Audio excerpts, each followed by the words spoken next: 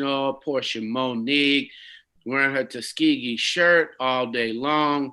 You know what it is. It's right here, happening here, rolling out AM. Good morning to you. Good morning to you. Good morning to you. Good morning to me. Good morning to you.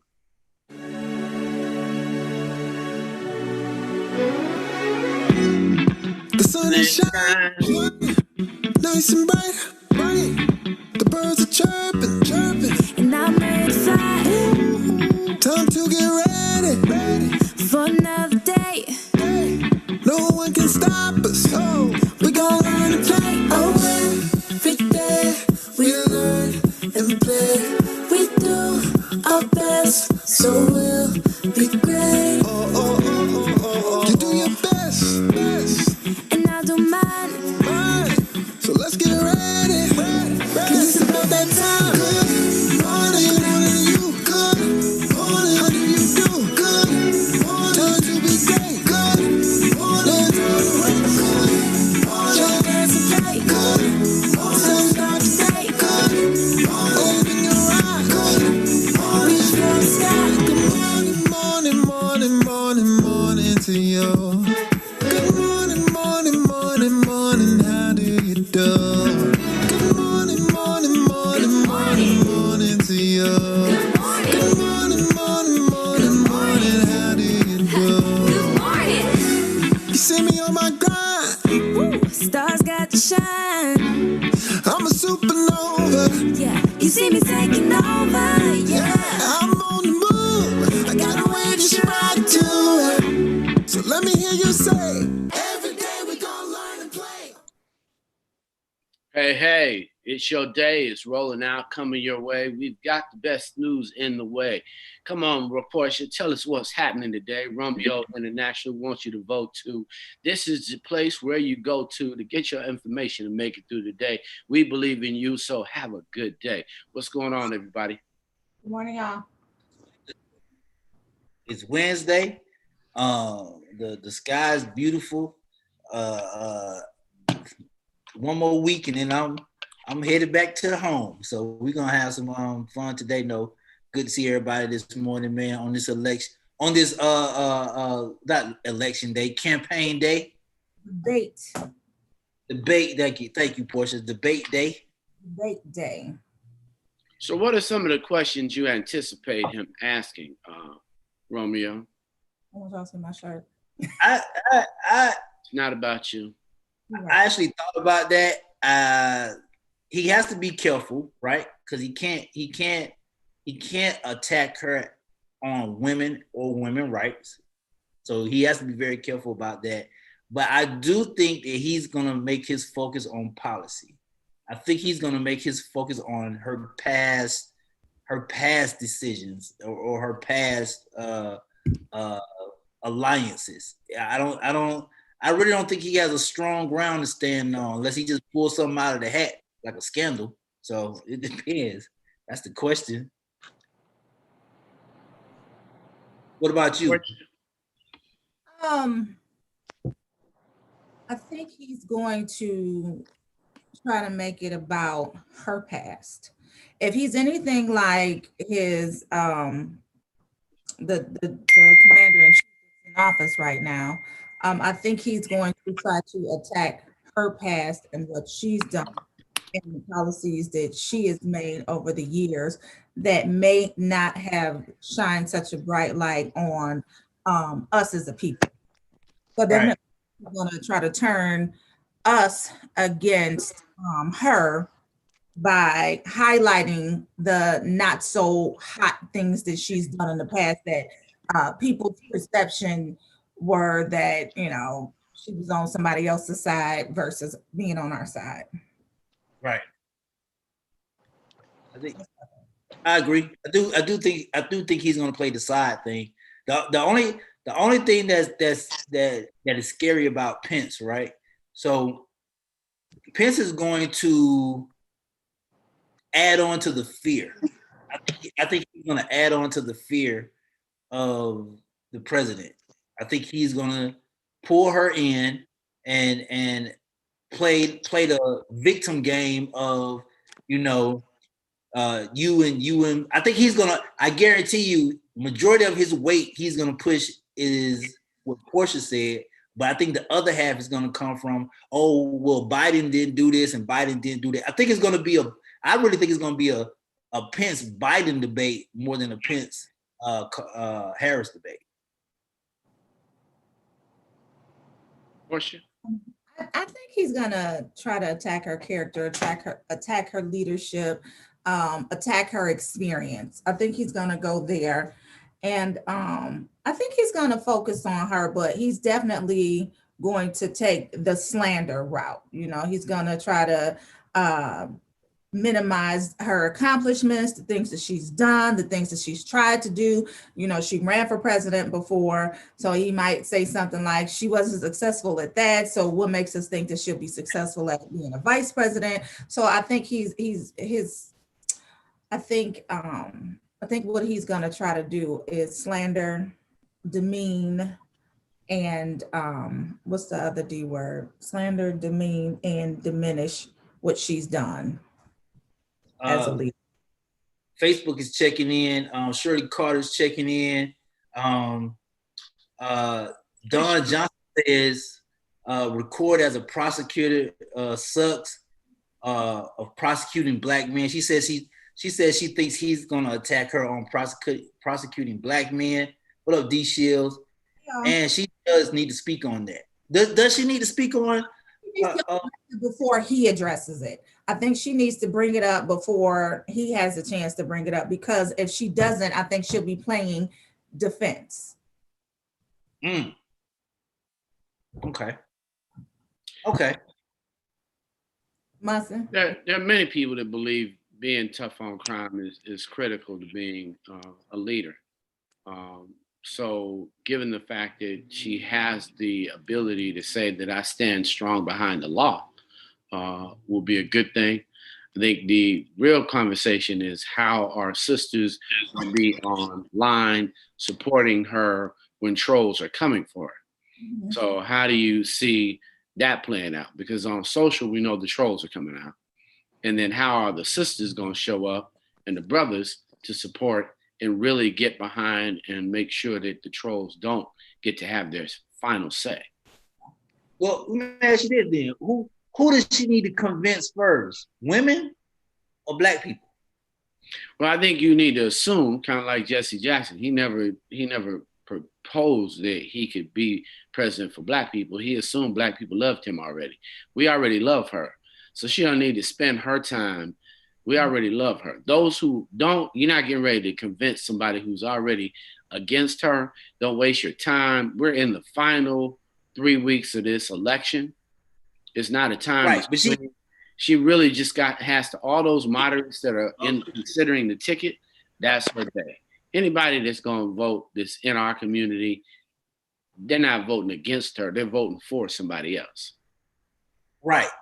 But okay. Well, maybe I said it wrong.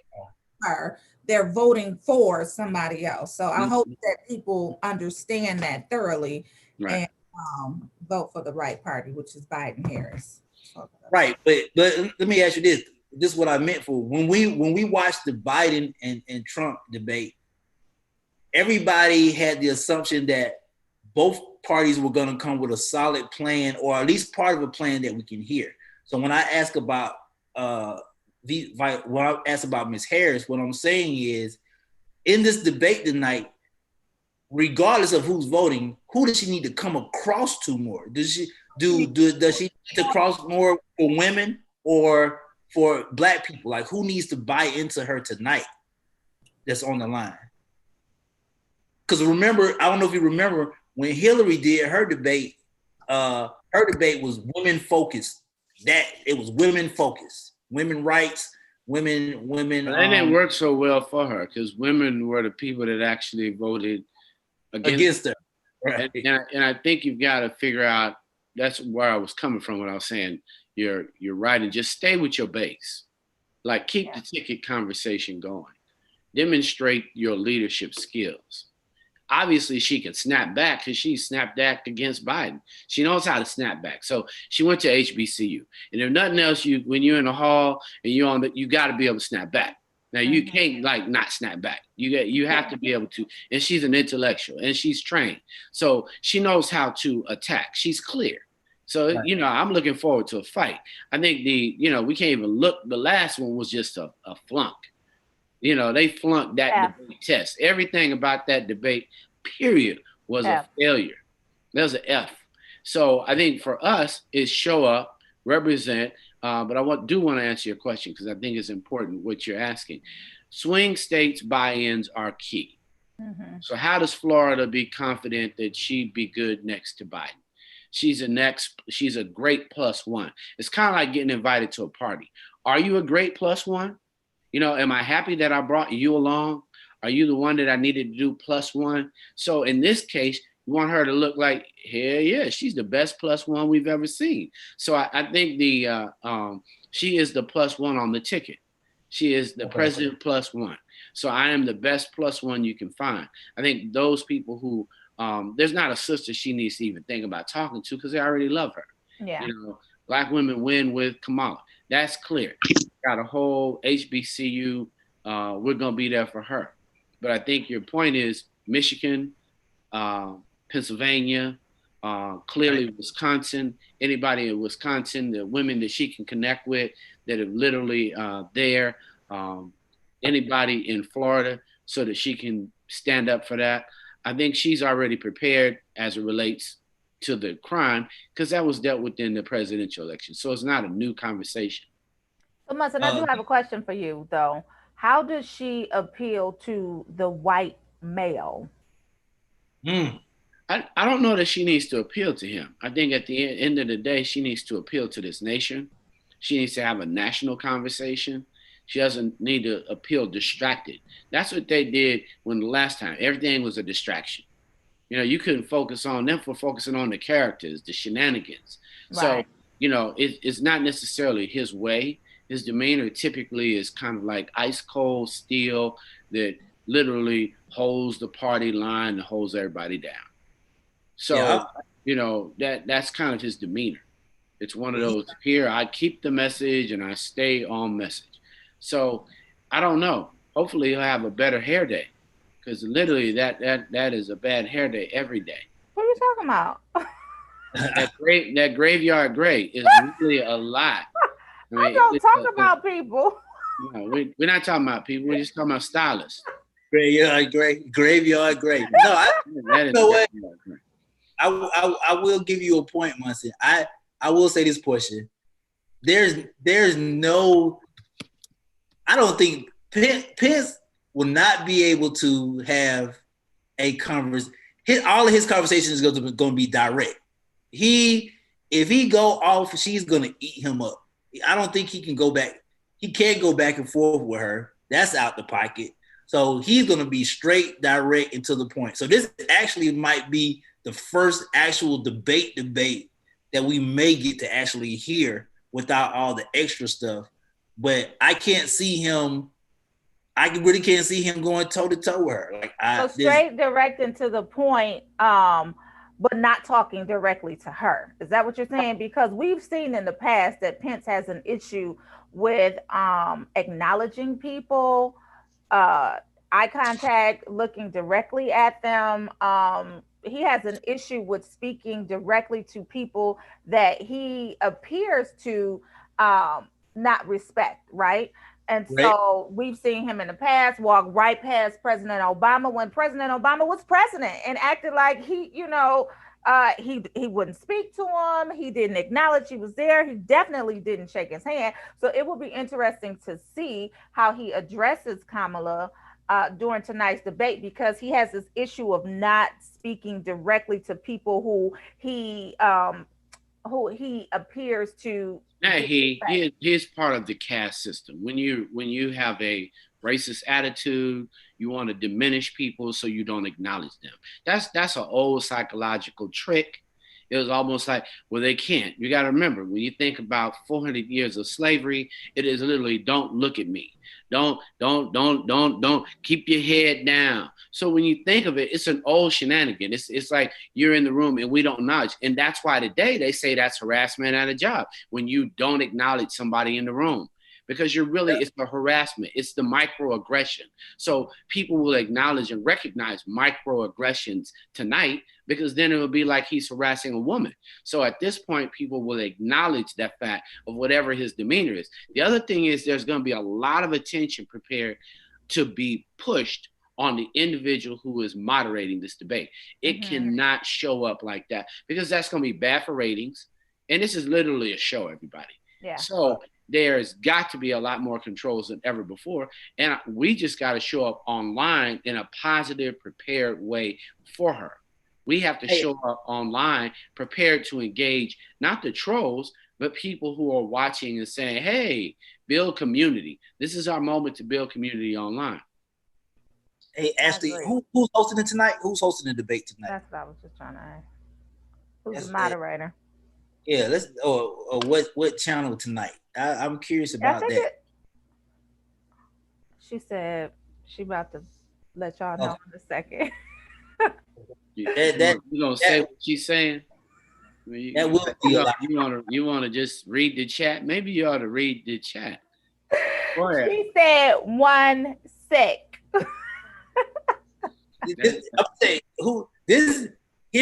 I'm gonna tell you my 4 people I would love to host the black debate.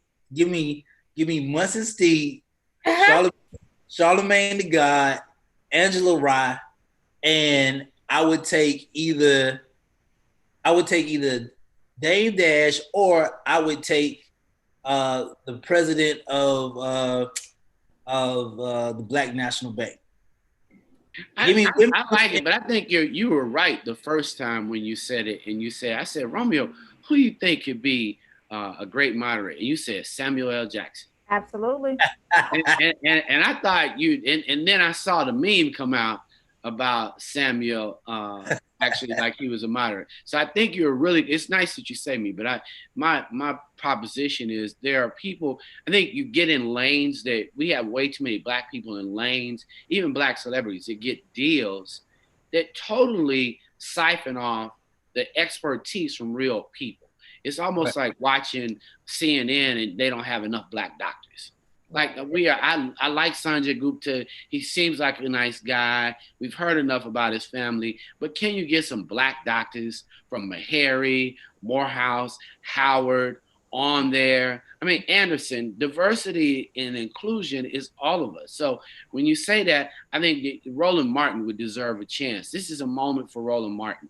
If we were going to ask, somebody who we want from our community, I think those are, Charlemagne would be cool, obviously, because it's what he does already.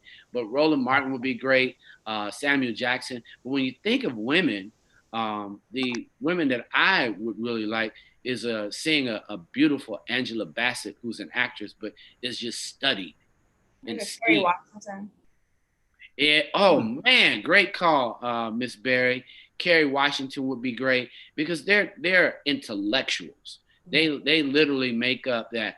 But if you wanted something reckless and just out there, Cornel West or Michael Eric Dyson. When you think of a Michael Eric Dyson on camera, that would be phenomenal. Just there intellectually beating them in the head, not allowing shenanigans. Because even your pundits, even some of these commentators aren't that steeped in intellectual capacity. And we let them talk to us all day long. No PhD, no JD, they just talk.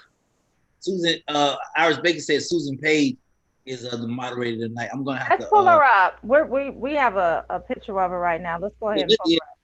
Yeah, that's about to ask that. Oh man, this is gonna be terrible. Oh, never mind. Well, my excitement is gone. Portia, moderator. What was that, Tiara? I said, is a picture really worth 1,000 words though? Why are we just gonna write her off like that? So, right. So let's see who she is. She is she said, who is she? All right. Why don't you stop trying to look for crib notes and get with the... It's not crib. Don't do that, because if you gonna throw some shade, throw it correctly. It always shade on you. It's not crib. What is it? What is it? Let me tell you what it is. Oh, Ooh, wow. You need some ginkgo? Is that what it Let is? me tell you what it is. It's not crib notes, but it's Cliff. How about Cliff? It's You want to borrow from me It's again? Cliff. You heard it Don't from do my that. mouth to your ear. Cliff notes. It's not no. crib. You mean after I got it, after I gave it to you, then you want to give it back to me? Not on this. Don't cheat off my paper and then talk about your grade. This is Tierra. This is why I'm writing her off right now. So I'm gonna go back to something that Munson said a couple of days ago. Let me know. You telling me out of everybody in that network, there was no black person in that network? Come on, man. We already had Wallace get up there and drop the ball. White man, he dropped the ball. So you telling me whatever this network is tonight, nobody? Is it Fox? What is it? What is it? I'm let me look that up. Cause come on, man, you got to give me something, make me believe. I mean, I don't think Once again, the networks aren't talking to us. They right. literally. Yeah, that's what I was gonna say. If this was hosted on BET, of course somebody would be black.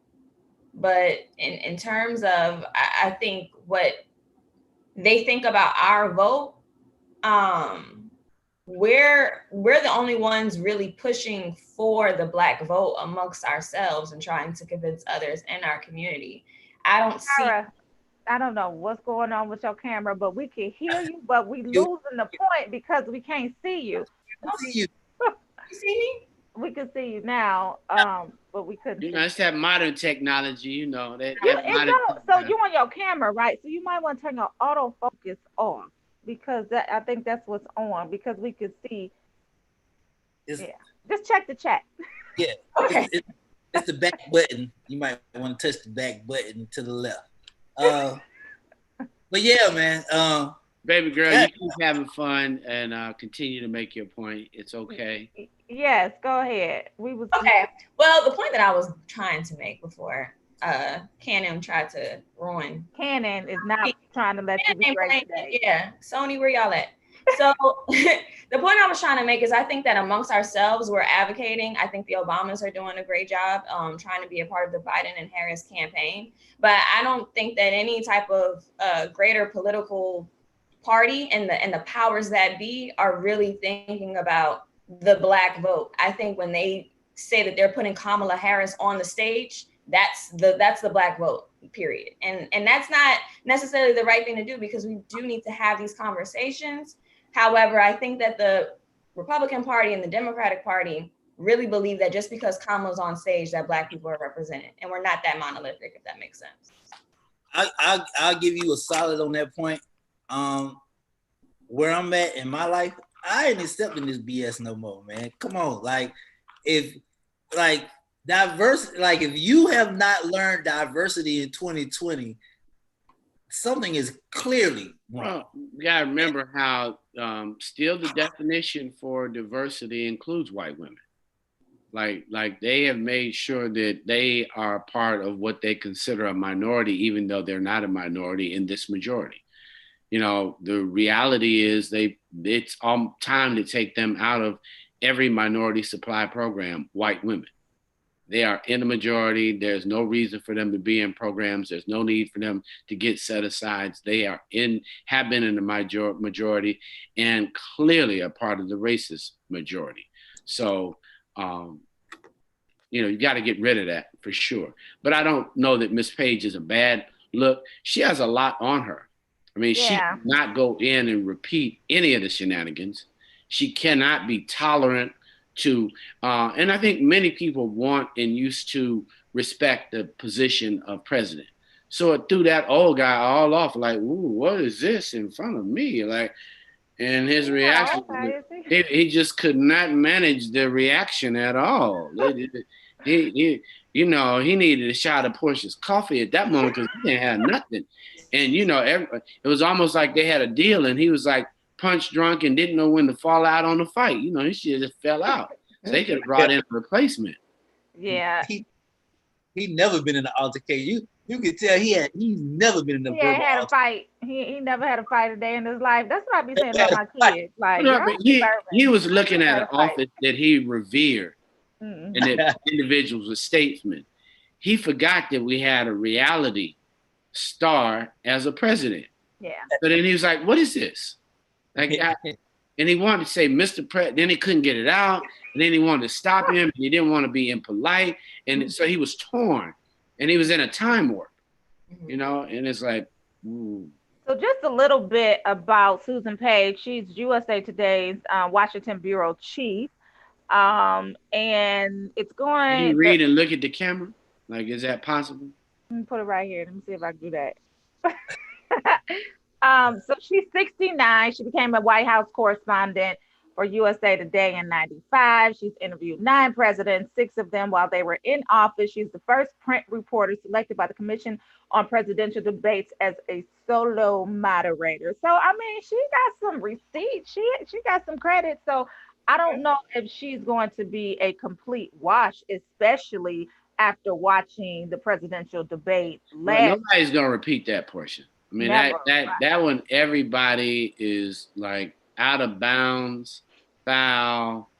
We are diminishing the value of having debates.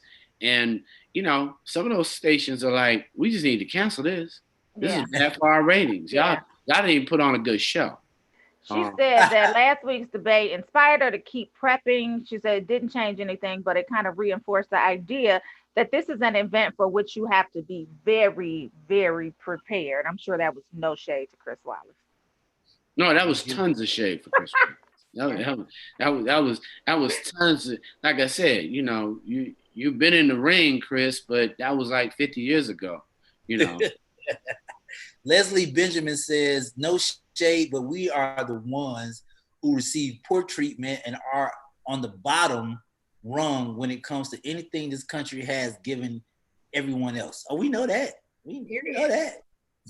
Well, some people, but she's making a good point. As we studied during this uprising, you've got to really understand that there are a lot of people, Romeo, that still don't know their legacy. They don't know even the idea. They have no idea that white people were given land to get ahead. They have no idea how Black Wall Street was taken. It's like we assume it, but it really hadn't made it into a lot of rap music. If you think of how our culture, we have kept our truth away from ourselves. Now, I will say this, because I see what you're saying, Leslie Benjamin. I might finna get in trouble for this, Tiara. I hear a lot of people talk about, you know, what is she going to present for the Black agenda? Mm-hmm. Me personally, what I'm looking for tonight, Portia, I'm looking for an agenda. Period. I'm not Black, white, Chinese, Asian, whatever, purple, green, blue.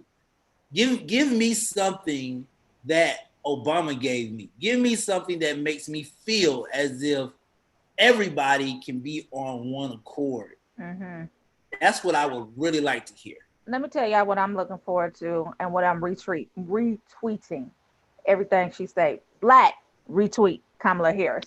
Purple, retweet Kamala Harris. Howard, retweet Kamala Harris. Like, I am a straight up cheerleader tonight. Whatever she says, I'm cheering it up. I'm bigging it up. I'm definitely going to be on the Kamala Harris bandwagon. I'm going to make sure that, you know, everything that she says is echoed so that we don't necessarily have to drown out the other stuff. And it's a loss for people to sit back and start to say, selfishly, I'm waiting for her to be anybody else but who she is. She's living in her truth. We have never had an HBCU person on a ticket. We've never had a Black woman on a ticket like this. So for us, stop tricking yourself. You ain't got no other choice. You know, this is that moment I want her to have this agenda. No, not really. Not when we need to swing Wisconsin. We don't need to hear everything. All the people we know. Go ahead, Ms. Mary. I think that's the trickiest part of the debate because, you know, even during my time when she first was actually running for president, a lot of me and my friends were very critical of Kamala and her policies and what she had done. But I think right now we're coming to the understanding that we are in a very sad situation in America where we have to vote for the quote unquote lesser of two evils. And I intend to, vote the Biden-Harris ticket. However, I still want to remain critical as they take office of the policies and what they want to do, for Black people specifically. Because even now, I still have a lot of friends and conversations that we have that talk about how much we love the Obamas and the Obama family. However, what did Obama do for Black people? And he did do a lot, but I think that it's important to support, HBCU grad. Everything that Kamala is something that I really look up to in terms of position and power. However, we do have to remain critical of anybody, of any race, of any color, of any political party, just because it's our future and the future of millions, on this ticket. What up, Taru? Let me ask you this, TR. If that's the case, then, because I hear people say that a lot, and don't get me wrong, I'm with Portia. Black this, black that, black. Echo, echo, echo. What is okay? So if everybody is saying, what is the Black agenda? What is like if because I get upset. I get upset when people say, well, Obama didn't do this for Black people. What did y'all expect him to do? So-and-so didn't do this for Black people. That's because of your age, brother. There are a lot of brothers that understood and knew that he could do more. He inherited a country that was in the toilet. Right. Now, literally what people expected, because I really want to ask you a question. For people of my generation who have been there, we expected him to come up and literally have $1 billion and put it in, 10 cities get 100 million a city, so that we would know that during this administration, we wanted free education for Black kids. When you think about, we wanted reparations. Out of 8 years, he never got reparations in. And, we settled at that point. They were talking about Obamacare. So that was kind of like, that was everything. We wanted something specifically from a Black man, just like you think of a Black mayor. And she put in what? Black Lives Matter Boulevard, Plaza. So you wanted something that they could not deny that was Black. When you think about it. If that's the case, I'm sorry. My fault, Tara. So if that's the case, is he a president? I want you to think about this for a second. If Barack Obama comes into the situation and he does that specifically for Black people, is he a president? We're looking at Trump right now as not a president because he specifically is benefiting, white America.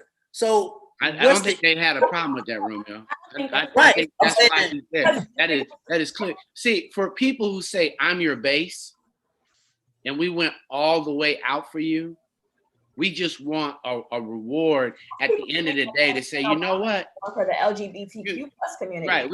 Right. It was almost, and Romeo, it was like, we felt like we should have had the next Supreme Court justice. We're not against the other person that he picked, but clearly we could do another one.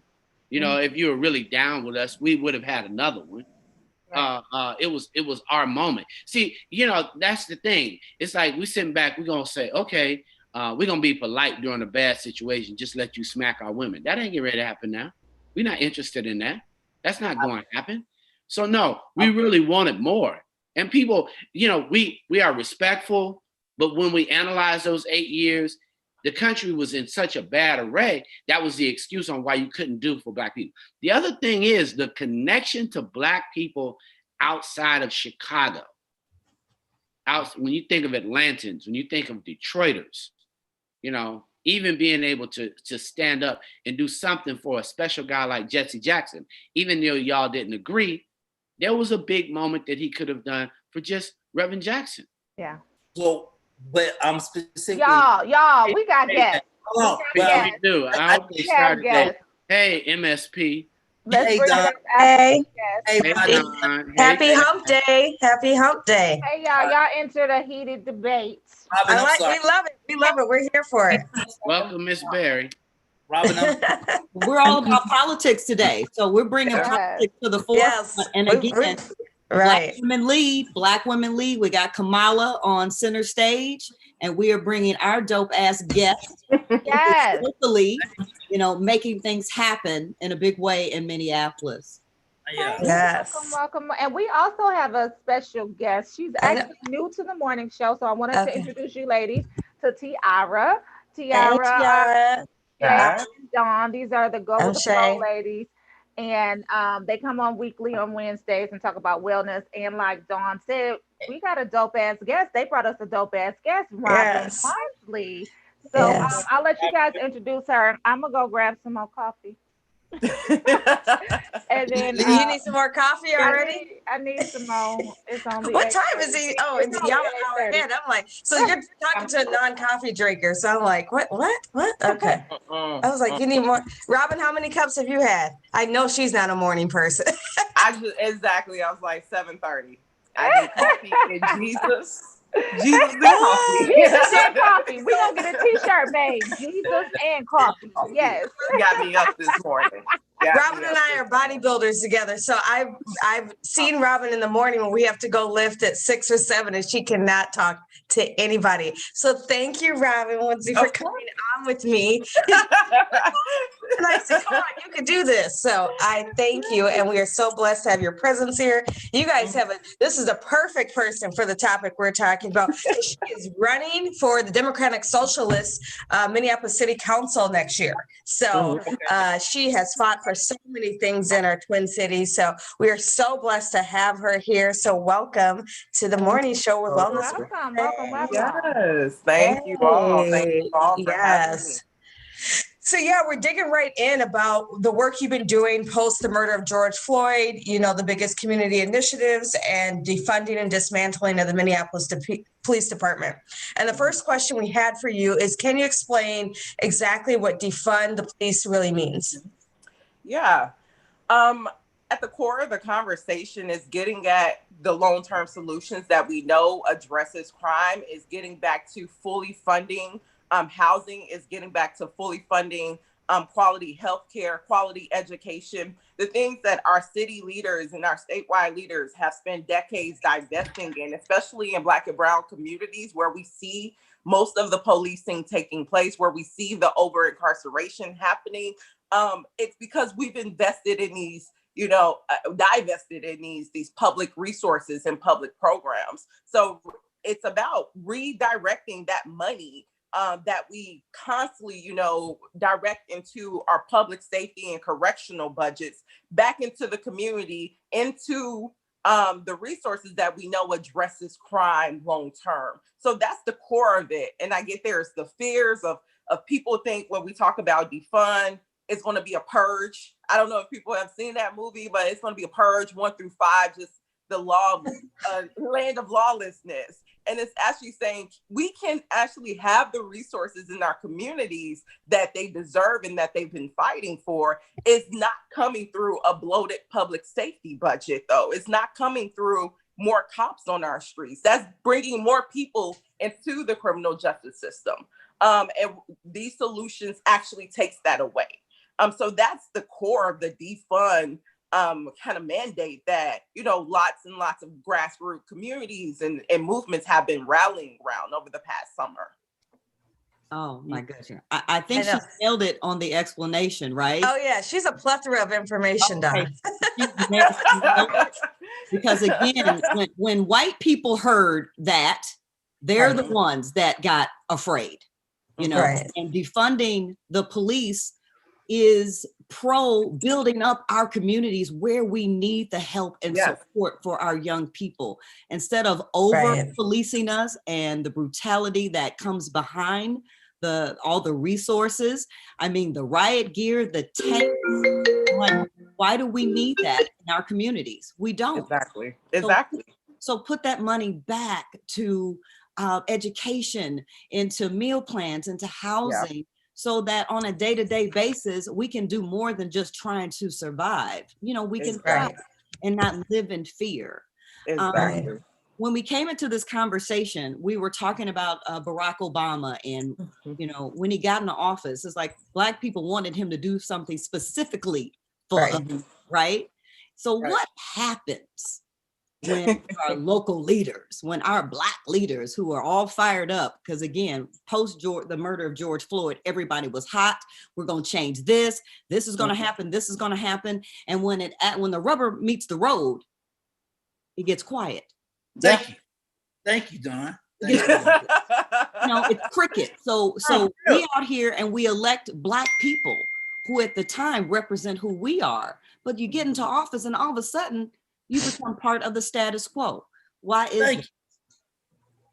I would actually push back and say, do they represent us, like in their platforms often? When you look at their platforms, especially locally, we've seen our even most diverse leaders end up backing what I would call a neoliberal agenda, which is basically privatize all public resources and programs, and not only privatize that, but represent the interests of our biggest businesses who exploit and extract wealth and labor from our communities, especially Black and Brown communities. So, and right now with the conversation around the police, you see our city leaders backing, as you talked about, the status quo of policing. And that's some of our folks too, that's saying we need to wrap our arms around a chief of police because he's Black. And let me tell you, coming from Chicago, we have police chiefs and officers that's Black and Latinx and all these things. Trust me, getting shot by the police that is Black does not make it feel better. It does not. That does not help with diversifying inherent institution that's racist and that's grounded in repressing and policing our communities. And it gets back to the political will. Like I heard people talking about, we vote for these people. Some of these people said we're going to go in and address housing. We're going to go in and make sure our schools are fully funded. But then they get in and then they get dominated or brought into the hostile forces that exist in City Hall, which is big business, which is private real estate developers. It's now our cops, a racist police force, and they get disconnected from us. And not only that, they retreat from the political will that they have to actually exercise power that they ran on, that they said that they would, build with us as a community to create the changes. So we don't have. All right, Robin, how do you not become they? Yeah. How do you not get sucked in? How do you do that? Yeah. So for one, like I'm an organizer at heart. Like I know every historical change that I've been part of in this city, and this goes across how change is made in our country, wasn't won by individuals. It was won through collective action. And that means basing yourself in community. That means building coalitions and being intentional of who you build coalitions with and who you fight alongside. I'm very unapologetically pro-worker. I'm pro-Black folks. I'm pro-Black, brown folks. I'm pro-students and LGBT folks. So I'm going to show up for those communities when they're striking. When someone is killed, I'm out there with them at the rallies. And then I'm also asking afterwards, what do we need to do together to make sure that we don't have another George Floyd, so that we don't have another eviction or another tent encampment coming up in our communities? It's building with the people. So Robin, here's I got two parts I want to throw at you. My Don made a great point.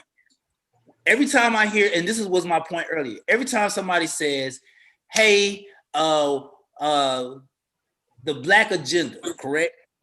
Most people are moving off of emotion. They're not moving off of policy, what they study and what they need. They're moving off of emotion. Oh, I like her. Oh, he cool. I like him. Oh, he looks like me, so it must be okay. Right? And I feel like that's what the problem is right now.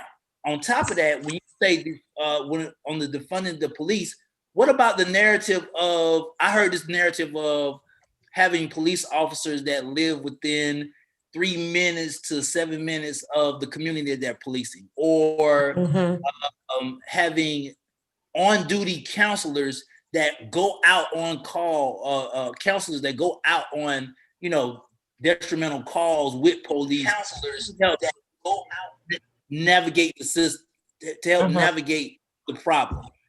Yeah. Why? So I guess what my question is, why can't the solution be something immediate? Like that's something you could do immediately. Hey, you live in this area, you know this area, great. You police this area. Hey, you're the counselor in this area, in this community, great. We're gonna hire you to help counsel the police for situations in this community. I'm asking you, isn't that more efficient than the other route if we want a quick result?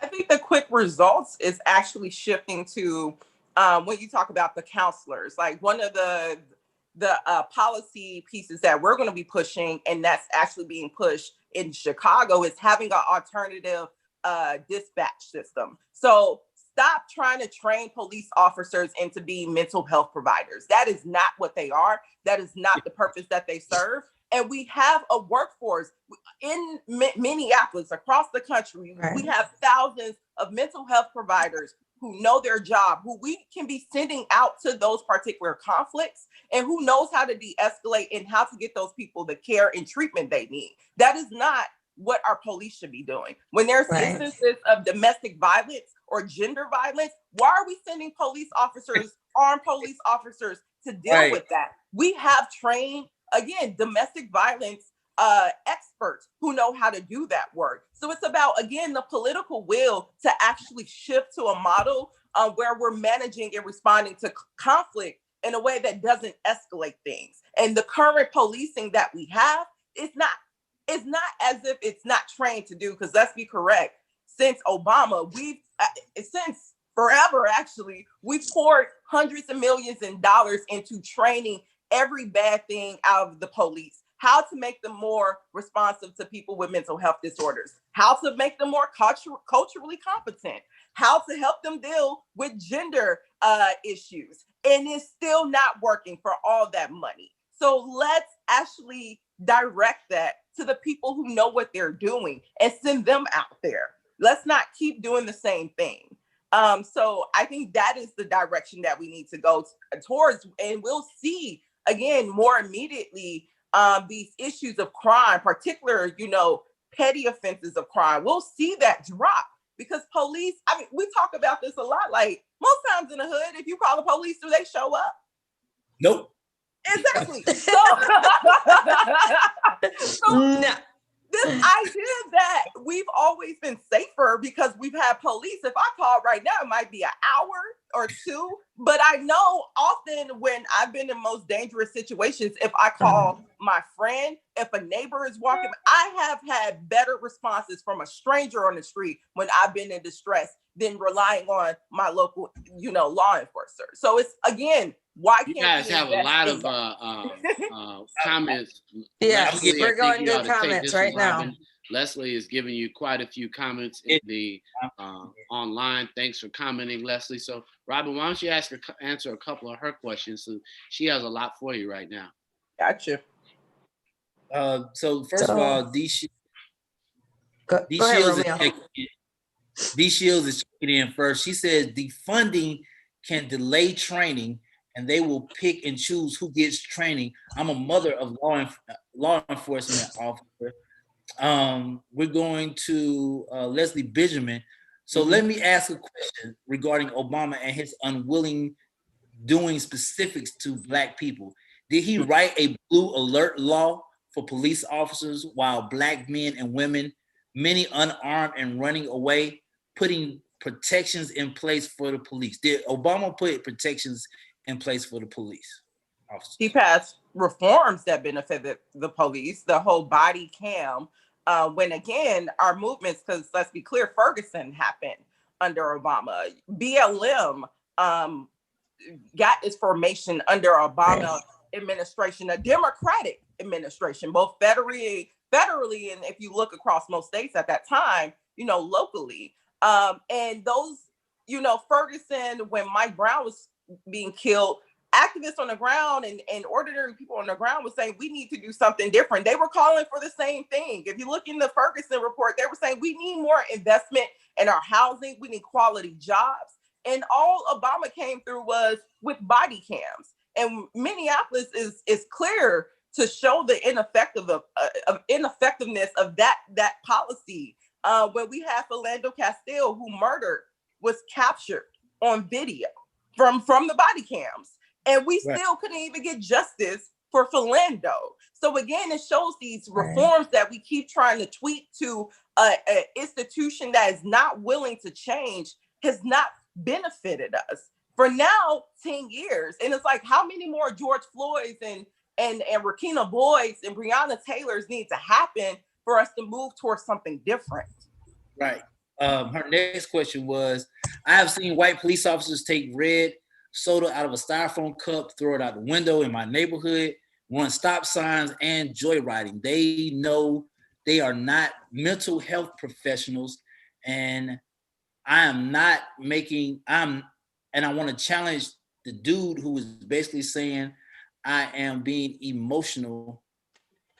First of all, hold on a second. Let me get some clarity. Yes.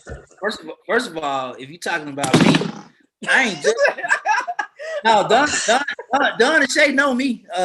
First of all, I didn't say anything about you being emotional. When I was talking to Robin, I was telling Robin that people make decisions off of their emotions and not off of policies. Right. I like so-and-so because they look like me. I like so-and-so because they relate to me. And you haven't read what they think, feel, or what they have in place for you. So let's have some clarity when it comes to me on international. I ain't the guy. Let me stop. I don't think she was talking about you, Romeo, if you read the whole thread. And she was I'm sorry. You have to read everything. She wasn't talking about you specifically throwing stuff out of her rooms. Well, actually, she said the one speaking now. So I was kind of confused because Munson came on for a bit, and then she said the one speaking now. So I'm not sure if she was talking about Munson or if she was talking about Romeo. She wasn't. She wasn't. She was talking about something else. But no, I think she was talking about one of them. But someone said Team Romeo. Okay. Okay. Romeo. So Leslie talking about you have to read everything. I'm the only one saying something. Okay. Girl. Oh, she was talking about. Okay. She was, but it's cool. All right, sorry. Moving on. Okay. Well, I appreciate that feedback. Read everything. Yes. Wait, first off, who you hollering at? Leslie in the comments? Well, Robin just made a good but defund this conversation. people are still some conversation. But people are still missing the point that Robin said, which I think is a dope point.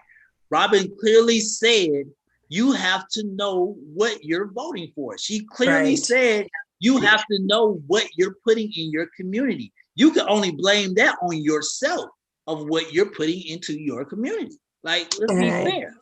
Right. And at the end of the day, it goes on to this, you guys. Know what you're voting for. Look at the policies, not just the person and the color of their skin. We have to understand that this is a critical time, that we need to know exactly what we're getting into when we go to those voting polls.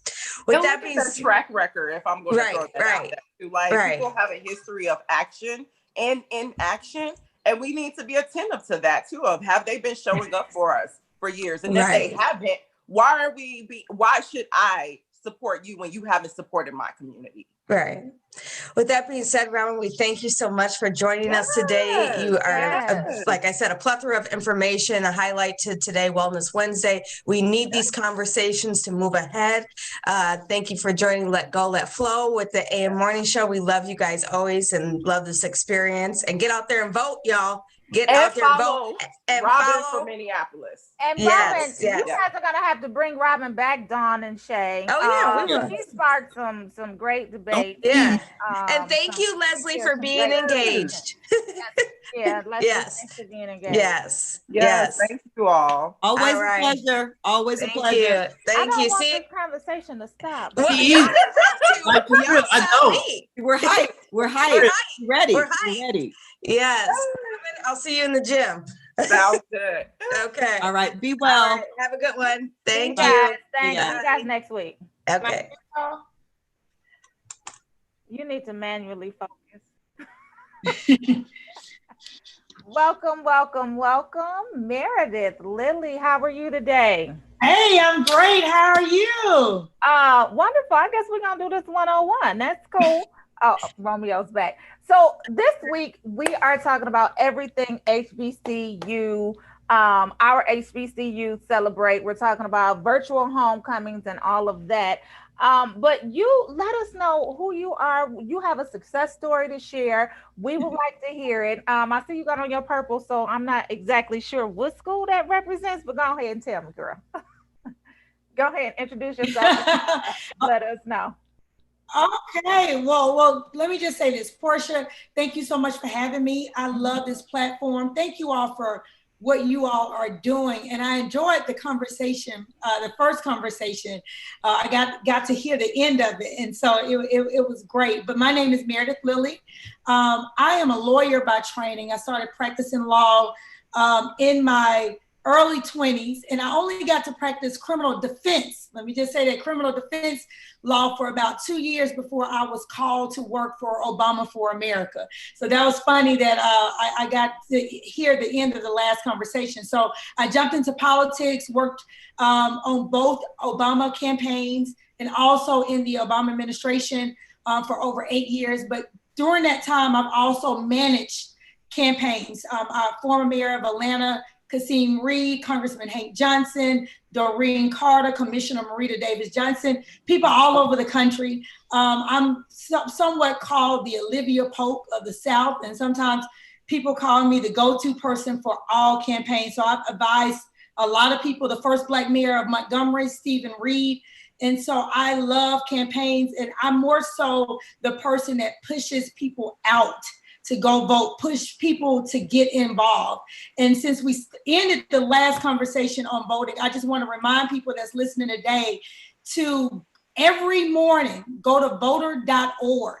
Just like you may check your bank account or get on and check IG or get on and check Snapchat or social media, get on voter.org and just make sure that you are still registered to vote. We have over 200,000 people in Georgia that was purged from the voting list and a few years ago, and we don't want that to happen again. People that have been voting for years went in to go vote, and they realized their names were not on the list. So again, make sure that you take responsibility, go on voter.org daily and make sure your name is there. Because if it's not, we may still have time to fix it by going to your secretary or calling the Secretary of State office. So again, voter.org. Romeo, I love your middle name. I think I'm about to change my middle name to be the same thing. But Portia, yes, girl. I got the same necklace. It finally made it last week. I need to have it on today. So shout out to, I think it's Bachari. I don't know how to say the name, but shout out to her, Black-owned business, for her necklace. So that's my plug. So let me ask you this, because you were talking about voter.org and going to make sure that you are registered to vote. But how does something like that happen where 200,000 names are purged from a registered voters list? Like, how does something like that happen? Easy, and I'll let TR jump in, but I was just going to say it's called voter suppression, Portia. One of the biggest things that we have to fight against every single day is called voter suppression. People do not want us to vote because our vote means something. It really does mean something. And that's why I also encourage people to go out and vote early. Do not wait to election day. A lot of states don't have early voting, but here in Georgia, we have access to early voting, which starts in Fulton County, October 12th. Some counties it already started, but please go out and vote early, because if you're elderly, you're not going to be able to stand in lines on election day. We don't even know the weather on election day. If it starts storming or it's cold or something, go early. And everybody that's on this call and everybody that's listening in, be responsible for your neighbor. Be responsible for your nephews, your nieces, your cousins, your grandparents. Be responsible for them. Go out and get them and take them early. Absolutely. And Tia, go ahead. I'm sorry. No, I just agree with everything that you're saying and the importance of voting and understanding voter suppression.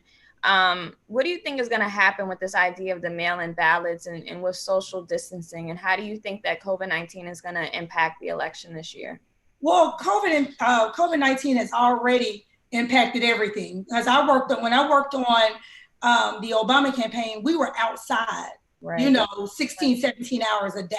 We left home at 6 a.m. to start. I lived in almost every major city Each month, every 30 days, I moved around to a different city. So for example, when I moved to Youngstown, Ohio, and everybody know Ohio is a battleground state. When I moved to Ohio, I had to be at the office at 7 a.m. It was snowing every day. We were there all day. I was driving from county to county,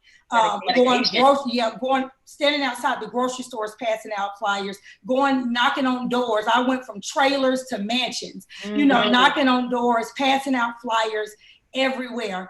We were in the office all night, counting up data, huddling up, talking about our day. But again, all has changed. Everything is virtual. So we have to rely on mail-in ballots. But let me just go back a step, just one step. And I know I was supposed to be on here talking about HBCUs. It's very important. And we'll get to that, but this is so important because we're less than 30 days outside of election day. But here's the thing. That's why all elections start local. It's not just presidential elections. All elections start local. Those are some, because we have to depend on the Secretary of State office to make sure that those ballots are counted. And I've heard horror stories of ballots being stacked up and put in a closet and set away and put away. And so here's the thing. That's why we have to get out more than just 4 years or just a presidential election. We have to get out during congressional elections. We have to get out doing, mayoral elections, city council elections, legislative elections. We have to get out through all of them. And I hear Mr. Vote over there, Romeo, and it's so true though. So that mail-in ballot mess, it starts with state elections. So again, it will be affected. I do believe that they will be affected because people don't play fair. And we've seen it. They don't play fair. Go ahead, Romeo. Meredith, you hosting this show. I like this. Listen, no. Go ahead, Romeo. we about to get to HBCU, but I love that you said that because that's the point I've been trying to make to people.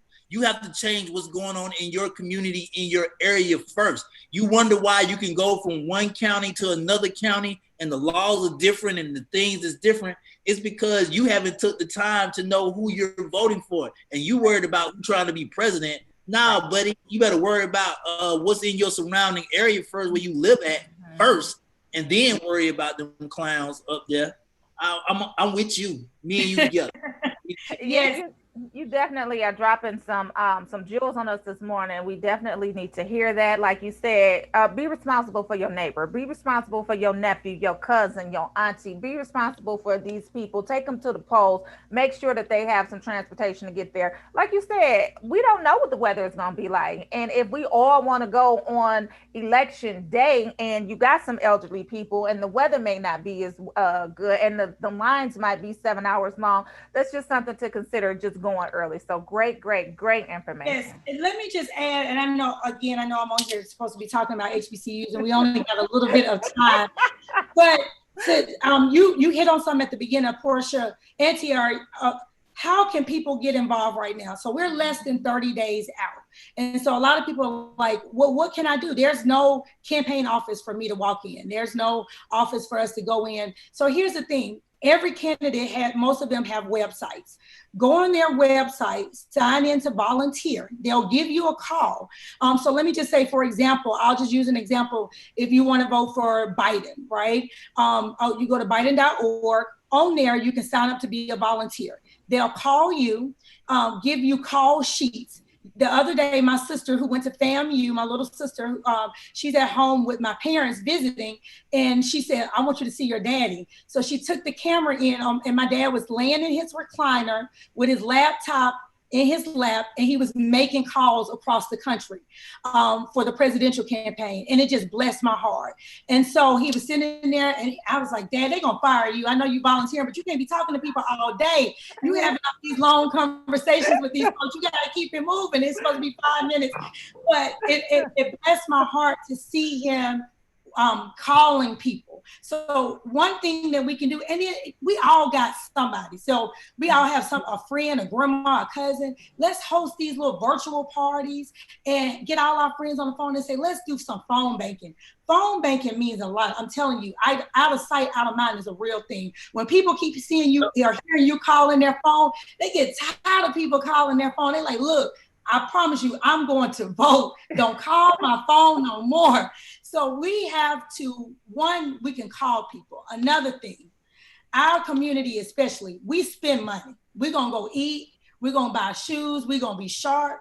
Use that extra money to give to a campaign locally. There's a Black woman that may be the first Black woman elected official in North Dakota. Yeah. Her name is Letitia Hilliard. She may be the first Black elected official ever in a whole state, y'all. Now listen to this.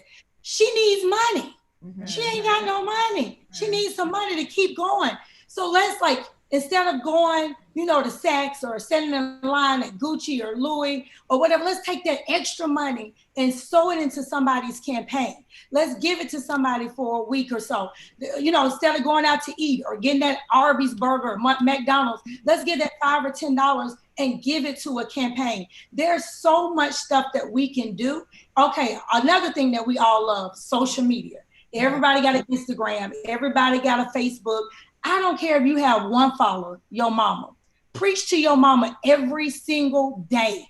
Mm-hmm. All you need to do is say vote. You can do just like Romeo, change your middle name on your social media to vote. That draws in attention. That's the first thing that I noticed about him today was that he had vote in the middle.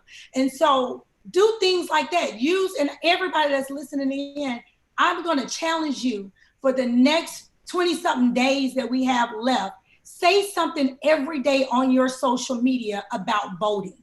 Whether you change your profile picture, whatever you do, say something about voting, because I'm telling you, when people keep seeing it and they keep hearing it, and another thing, embarrass your friends, the ones that don't want to go vote or say they're not going to vote, let's start embarrassing them to get their butts out to vote.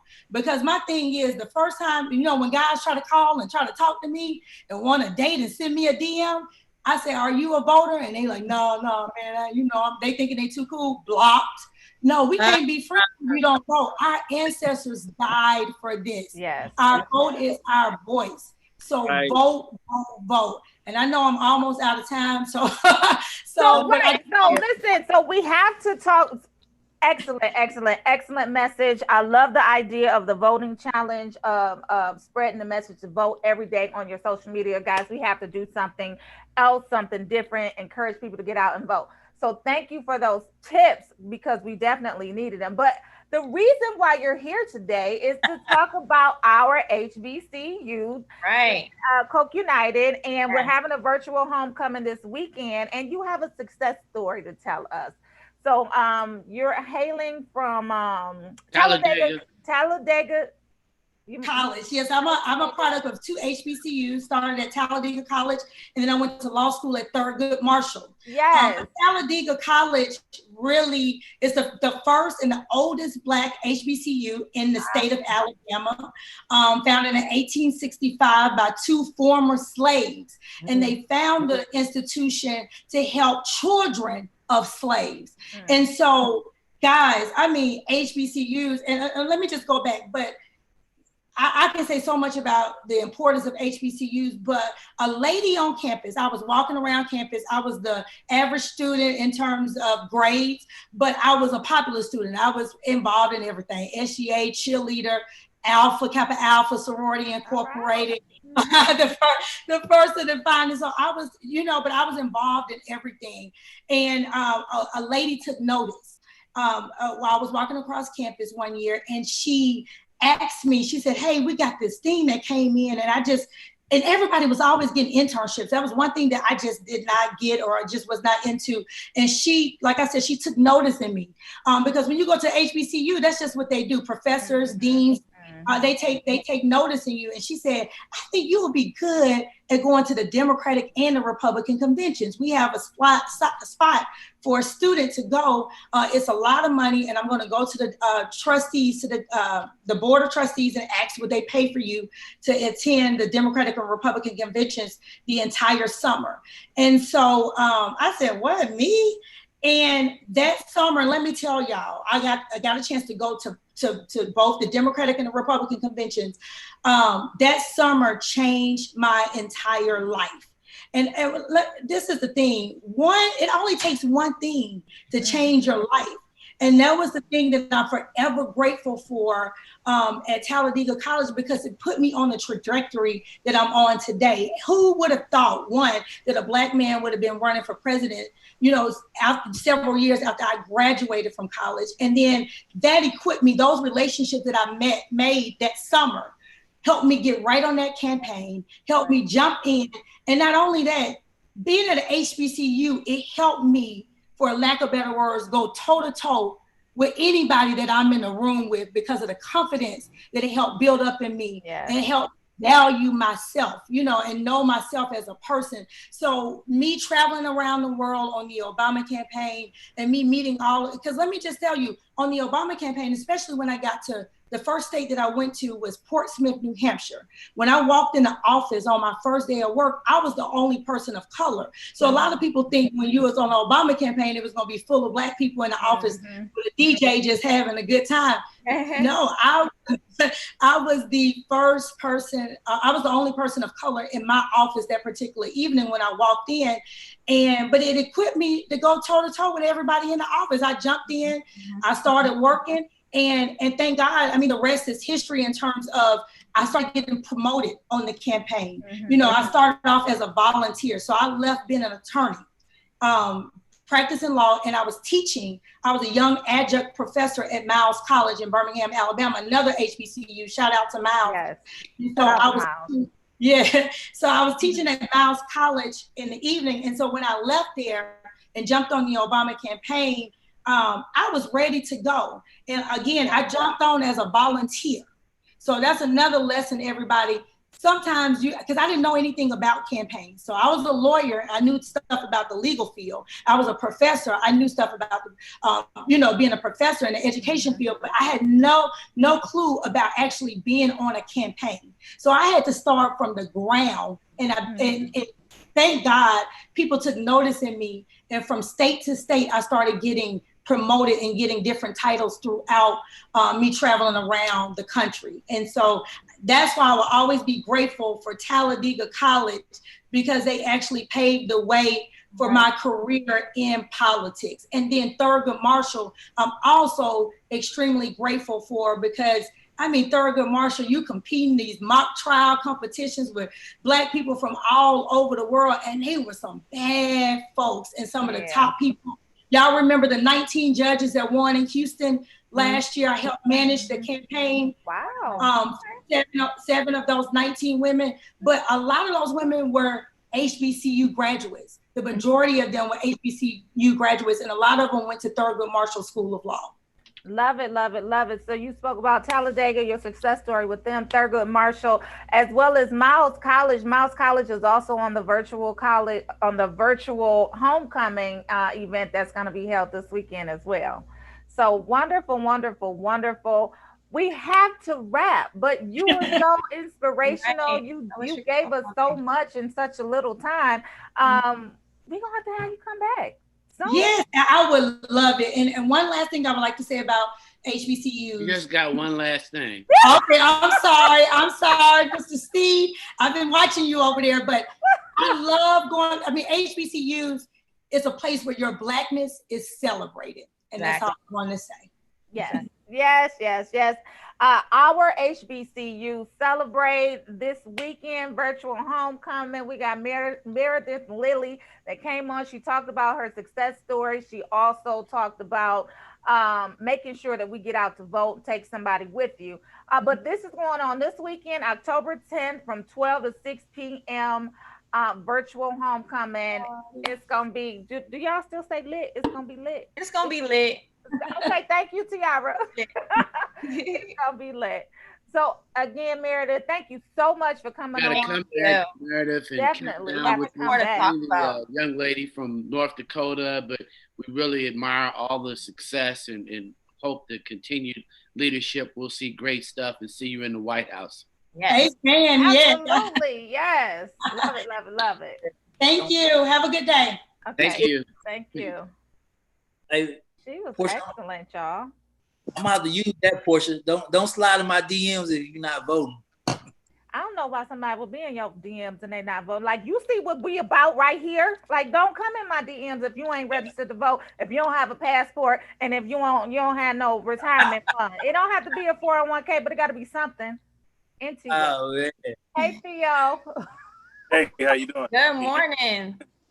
Good morning. Good morning, Grill Master. So we were just talking to Meredith Lily. She was a Talladega grad. We're talking about HBCUs, our HBCUs celebrate. All right, Hampton. There you go. Yes, introduce yourself to the morning show. Let us know who you are. We see that you are representing Hampton. You're a Hamptonian. So let's go, Grill Master. That's right. My name is Theo Alexander. I'm a proud graduate of Hampton University. And thank you for having me on the show. I'm a proud grill master. It's just one of my hobbies. I'm not I'm an IT manager by trade, but grilling and smoking is my passion. So I'm definitely happy to be here. Love it. Okay, so what's a grill master? Oh, okay. So, when you get into barbecue, grill master, they're not just doing hamburgers and hot dogs. We're talking ribs, chicken, brisket, all the things we eat, all things we love to eat at a homecoming tailgate. My friends and I at Hampton, we have a group. We do a tailgate every year, and it started with one little small grill, and it just continues. It's grown. We have 150, 200 people at our tailgate plot alone come through, and that's pretty much how it is. All right, I love it, love it, love it. Tiara. Yeah, so I do have a question. So, where did your love for grilling come from? Well, it goes back to when I was a child or teenager. My father, it was one of his passions as well. He and his friends, they did the annual church picnic. So the annual church picnic was a big thing, and so naturally I came along as an apprentice, and they kind of joked me the first time I came out there. I was in college and I had a briefcase with my grill tools in it, and they were joking me the whole time, calling me a little whippersnapper and all that stuff. But over time, it's something that's it's a craft. It's peaceful. It brings me peace. I'm at peace when I'm out here. There's definitely definitely techniques and things, and kind of got into it because watching all the shows has become, in the U.S. barbecue has become very popular now, and there's so many shows on the Food Network and other things like that, and I've kind of tuned into them, and I'm like, oh, let me try that. And I have a group of friends who as well, we just do stuff. Hey, I made this brisket, come on over. It's a good source of fellowship amongst the people. So and then tying in with the tailgate, it's definitely become a big thing, because we go to homecoming on Saturday, we barely make it into the game because we're at the tailgate the whole time. So we're going to the homecoming, the halftime show, and then coming back out to the tailgate. So. Well, we have a video that we would like to play right now, and it talks about grilling, who you are, the HBCU, our HBCU celebrate this weekend. Let's see it. Happy homecoming, everyone. My name is Theo Alexander, and here's my grill tip. You want to wrap your ribs midway through the cook. I like to do a 3-2-1 cook or a 2-2-1 cook, which means 3 hours uncovered, 2 hours wrapped, and 1 hour sauced. You can essentially wrap them in foil or a peach butcher paper. I'm using butcher paper because it allows the smoke to get in. And you can wrap them as is. However, I like to put a couple pats of butter on there. Then what I do is take some brown sugar. I like my ribs to have a little bit of salt, some spiciness, and then some heat, some sweetness, so that it's a perfect bite. And wrapping them allows you to achieve that fall off the bone tenderness Get them nice and tight, and then place them back on your smoker. All right, like so. All right, that's my tip. Good luck and happy grilling. That look good. Oh, thank you. Yes, that was honey. That was honey that you was putting on it. Yeah, brown sugar, honey, a little butter. Yeah, let it Yeah, caramelize. that's a great tip. I mean, I like the I'm waiting for the show though.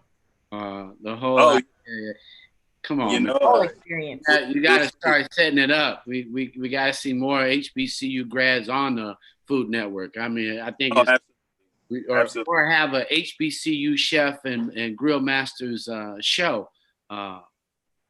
Yeah, one of my my friends, he just opened up a restaurant here in Maryland, and he's a graduate of Southern University. His name is Randy Peaches. He opened a restaurant called Pinky's, and they have all the Southern cuisine, and it's there's nothing like that in that area, and that's why he chose it, and he loves it. So he proudly represents Southern University. I tend to help him out with his catering gigs at times. So we're proud HBC graduates. My wife's a HBC graduate, North Carolina A&T, and I got her because I smoked her some chicken and made some potato salad. So listen, that's always the way to a woman's It's the potato salad for me.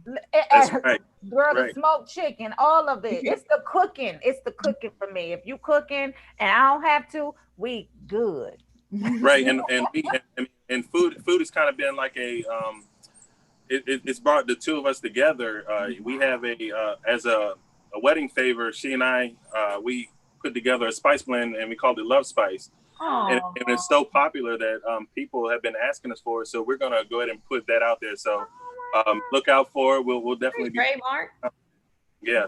So looking for Theo and Jocelyn's Love Spice. We are definitely gonna be on the lookout for that, and of course we will support because that sounds like something that was made from love. So Absolutely. Now you spoke about your friend. I'm sorry that he went to Southern. You know, she was in the house, but it does sound like he has a nice restaurant. Camaraderie. You know, those Jaguars, it's just something about them. They get out of hand at times. I have to put it like back. the Tigers, you know. Come on, Bush. It's nothing like Okay. It's Jaguars everywhere because Spelman is our mascot is the Jaguar. Oh, is it? Okay. Now, today I'm representing Tuskegee. My brother graduated from Tuskegee. My sister graduated from Tuskegee. Producer Ashley graduated from Tuskegee. So I'm showing Tuskegee love today, but I am a GSU Tiger. I just want to put that out there and let y'all know. Right. Well, we are so thankful to have the real HU in the house. Thank you so much for joining us this morning. Oh, thank you for having me.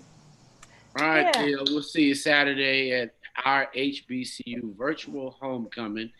I know you'll be putting it down, and we thank you for coming on Rolling Out AM, the wake-up call. We didn't get a chance to ask him what his specialty is going to be on Saturday. Well, then asking me right there. What's going to be your specialty on Saturday?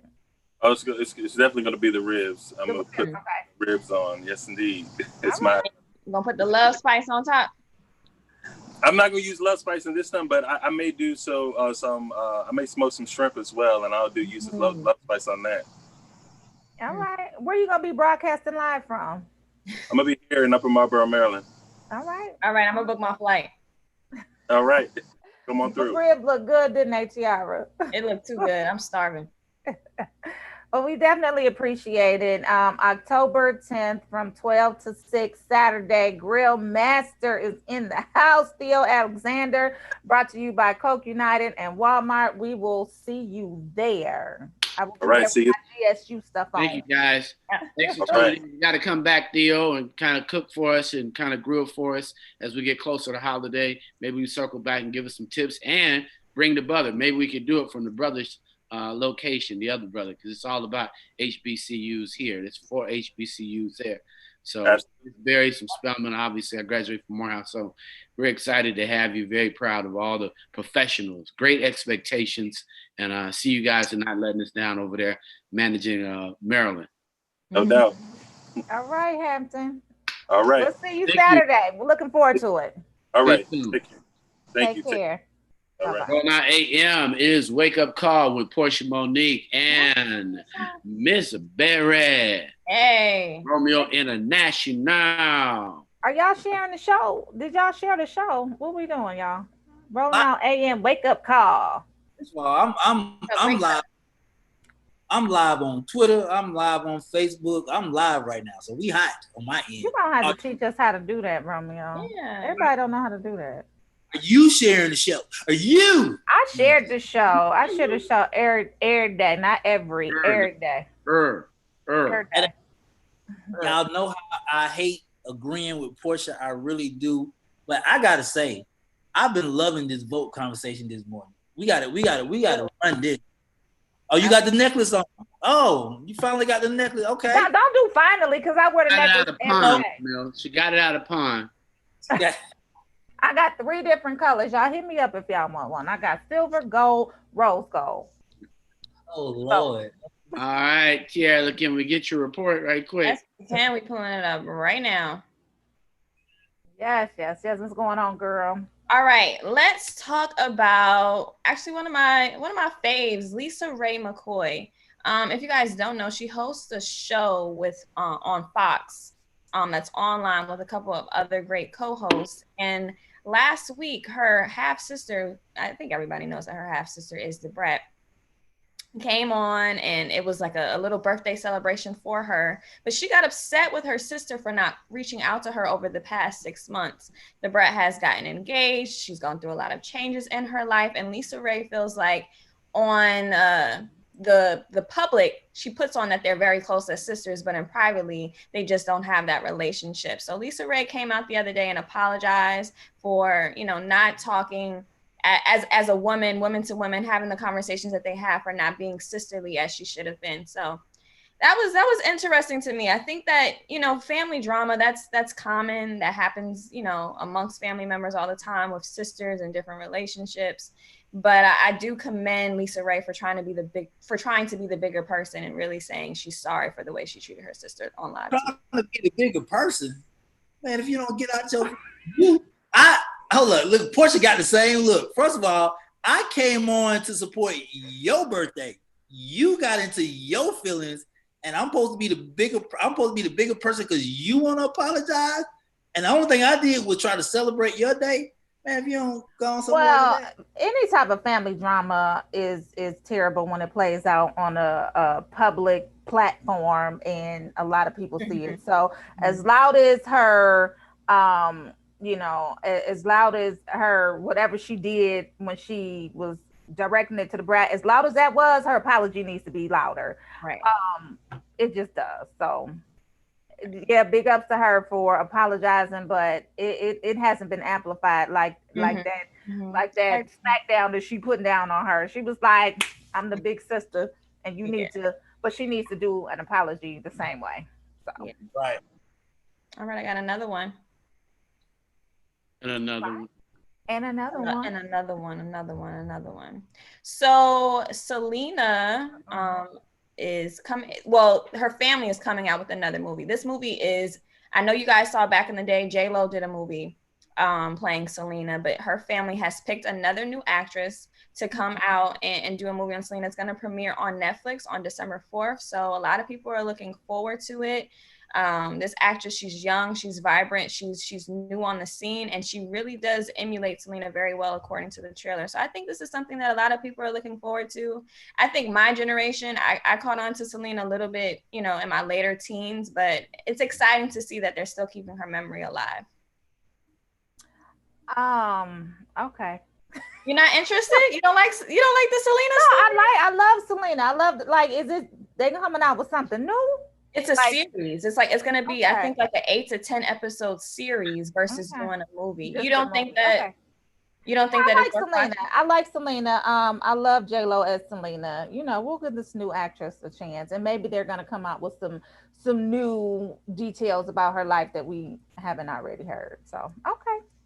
We need something to binge watch over for the next generation, because a lot of people haven't seen it. So yeah, no, I think it's a good thing. We need something to binge watch. Sound like you're looking forward to maybe an Aaliyah special or Aaliyah bio.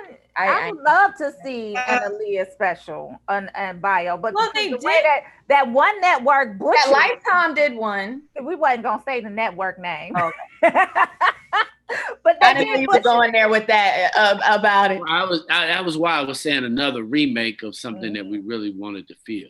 Mm-hmm. Yeah.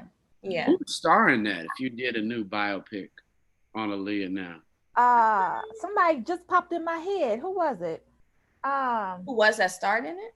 No. Who would make a good start for today for Aaliyah? The girl that she was on what's that show now? Empire that played didn't she play Soraya? Oh yeah. I think she would be good. Yeah.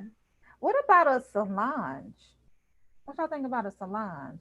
I think Solange is starting to look a little in her 30s. 40s. I don't do that. I don't talk about people. I don't. I mean, if we're gonna go for a baby girl vibes, I think we need a baby girl. No shade to Solange, but I don't talk about people. I just want y'all to know that. I'm just saying that one though. I mean, you won't even be. She won't be able to do any teenage. Yeah. She got a baby face, don't she? I don't know that she's for her age. Aaliyah didn't see 23. Right. Okay.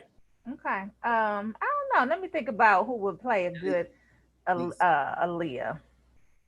Yeah, Kathleen Collins says the R. Kelly issue still weighs heavy on Aaliyah, stinks on Aaliyah.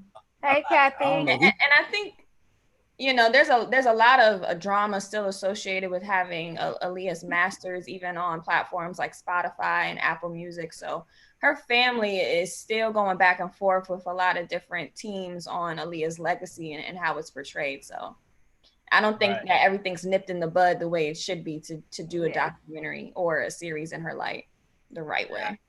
Not happening. Yeah. I mean, I think it's almost like the same thing that they did for Whitney. They did like 5 different versions of Whitney's story, and we got a chance to see them all. So hopefully they come back with the. I kind of got tired of Whitney though. They always terrible. Not all of them. Not all good. Some of them were less accurate than others. I actually enjoyed the Bobby Brown series more. That's one of them that was less accurate than. I just think he had his spin on that a lot, and his wife executive produced that, I believe, and so they just kind of.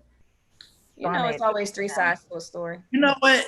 Before you move on, you know who does good, Portia, at biopics, and this is literally the only thing they do good at. The New Edition story and the Bobby Brown story. They did a really good job. That network did a really good job. Jesse Collins, he executive produced, I believe, both of them. He's the one who's also going to produce the Super Bowl show next year, I believe it is. But Jesse Collins, he's great. We interviewed him at ABFF, and he did a wonderful job. Yeah, that I enjoy. They're working on a Wendy Williams one now, right now. So y'all interested? I'm interested in Wendy's story. How you doing? What?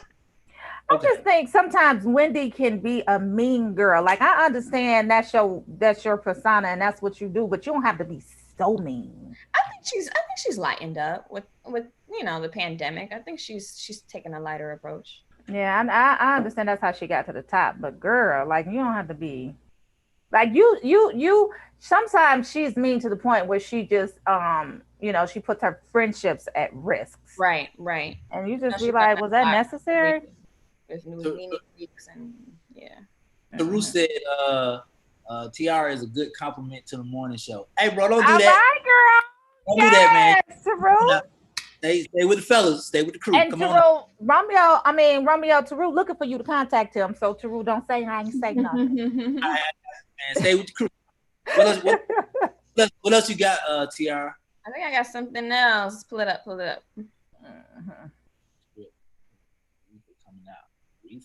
Kevin Hart and his wife Aniko, they just had a baby girl and finally revealed her to the world. Her name is Kaori Mai, or I think it's Kaori Mai. I think that's how you pronounce it. I think you know, I just love to have some positive news out there in lieu of everything going on outside of our front door. So congratulations to Kevin and Aniko. I don't think he wants any more kids because now he's at 4. He has 2 boys and 2 girls. So I think he said he's done.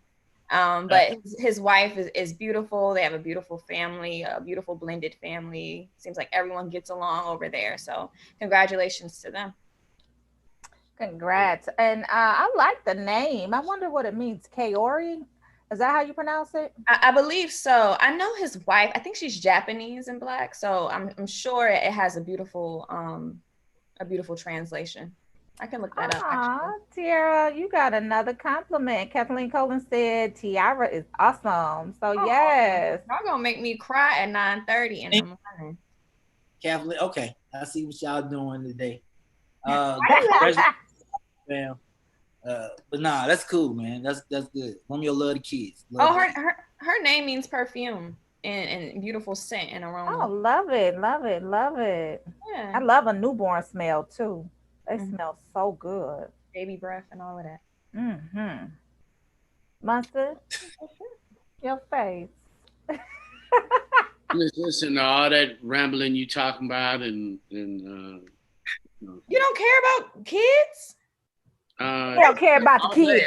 I write children's books all day. I really think about children a lot. I design children toys, but just to hear Portia talk about what she likes and she ain't had a child in 20 years. I mean, it's just baby, it's not 20. Do not do that. Do not be trying to put me up there. It's not a baby. They are big, young, intelligent cast attending. Cast technicians. They are young men.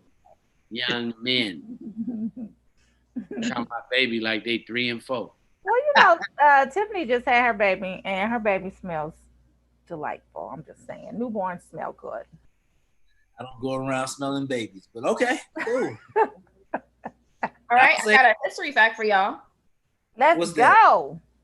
So the late Toni, about her. Mm-hmm. The late Toni Morrison, actually one of my favorite authors that I still read her books to this day, and I always, you know, every time I give gifts to young people, I'm the auntie that's starting to give kids books for Christmas.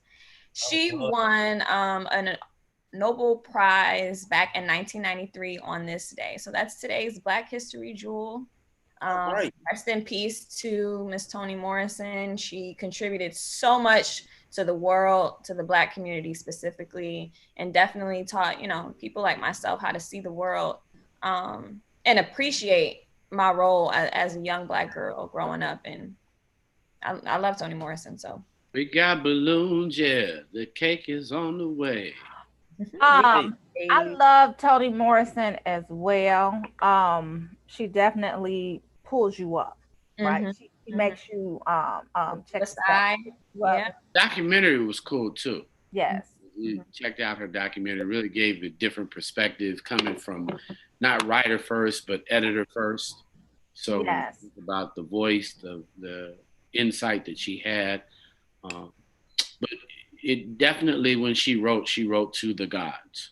Because you're sitting there, you could just definitely know that you have to figure out yourself, because she did not care if you could not figure her out. Right. Yes, and anytime I try to gather somebody, I always think about Toni Morrison, and I say in my Toni Morrison voice, in my Toni Morrison way. I be trying to gather them in my Toni Morrison style, you know, because she was so eloquent with it. She was so classy, and she cut real deep, real hard, but she ain't cussed not one time. In her book, she did. Never had to compromise. When she was gathering you, she let you know, and you understood every single word. Iris Baker said Munson is giving y'all a hint. It's time for birthdays. Jesus. Happy birthday. One of my favorite singers' birthdays today. My girl is Toni Braxton. Y'all don't get me started. My coffee. What's your favorite Toni Braxton song? I love Should Have Brought You Home, but He's Making Me High. Really? What's the song where she's counting? What song is that? Oh, I know. That's my mom's song. Yes, I love all of Toni Braxton's work. Love, love, love. Yep. So it's Toni's birthday today. It's Miss Nicole Ari Parker's birthday today. Mine like mine, both of them. And it is baseball player with the Dodgers, Mookie Betts' birthday today. I really want to see Toni do a versus battle. I don't know who I want her to do it with. Mookie Betts. Hey, Nicole Ari Parker. Don't do that. So we back on. I was just okay. Anyway, we got birthday songs, y'all. We got the birthday song. Yeah, I want to see Toni. Maybe Mary J. Blige. I don't know. You don't think so? Never. We got balloons, yeah. The cake is on the way. We got the music playing, cause it's your holiday. Woo! We invited family, and everybody came. I strike a pose for me like you in a picture frame. You got your finest clothes on, and $1 million smile. So we gon' celebrate you for a while. And don't forget we got these candles when you away. Don't forget we got the candles. Happy birthday, gonna celebrate you for a while. Candles, blowing you away. Wait. Candles. Happy birthday, happy girl. All right. Happy birthday, y'all. everybody. Happy birthday, everybody watching. Thanks, Iris Baker. Glad you're watching and helping us out. Let's go with this social report. Romeo. 7 whole days. Love me. Girl, love me some him. I'm sorry. I'm in the comments talking about Toni Braxton song, 7 whole days. Yep. It's the profile social report. I was laughing real quick because there's this meme going around saying, if y'all believe a 74-year-old man beat COVID in 3 days, y'all believe that pigs can fly. I like that.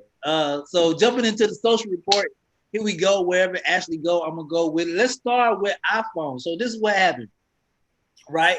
The recycling Apple is suing its former recycling partner for allegedly stealing over 100,000 Apple products and reselling them themselves on Amazon. So basically, these people, when you trade in your iPhone, these people are supposed to refurbish the phone and send it back. They was refurbishing the phone and putting it on they own Amazon and reselling it to people. So that was funny to me. So that's what's going on with that. It's a pandemic, and people are just getting real creative with the ways they produce an income. Yeah, it's called theft. Next up, what we got, Ashley? Where do you want to go? All right, gorgeous. She looked great. I just want to say that I miss you, Gabrielle. Gabrielle Union talks about her experience on America's Got Talent. She says the producers call her hair too wild, and she said, I quote, "I should be able to exist however the fuck I want to exist." So this is the reason that she walked away from the television show, because I guess they wanted her to have a certain look, a certain feel on their program. So unfortunate. She wasn't having it. People, I never really understood the whole thing about. And it's why they have the Crown Act. With Dove's Crown Act Coalition. Yeah, the whole concept is we're not taking it. We never wanted to be your help. We never wanted to be your help at all. Yeah. And I think, I'm sorry. Go ahead. No, go ahead. No, I just think that, I've had a lot of conversations just about hair and how there's such a poor stigma around Black women and how we're judged so much just off of how we wear our hair, how we decide to do our hair.